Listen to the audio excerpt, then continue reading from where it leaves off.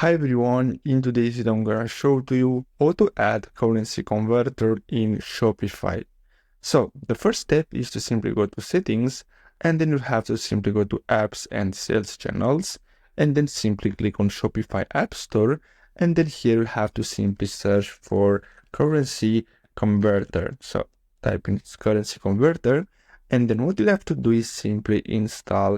As you can see, you have two different options. So the best one is this one here. As you can see, they have a free plan available, and then you have to simply click on install, and then you'll have to wait and then click on install app again in the top right corner, and basically this is how you can install this.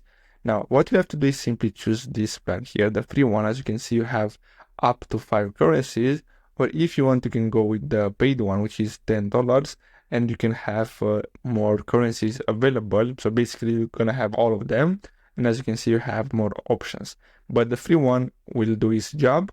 So click on OK, and then simply click on choose plan. So let's check this box here, and now let's try again, and then basically that's all you have to do.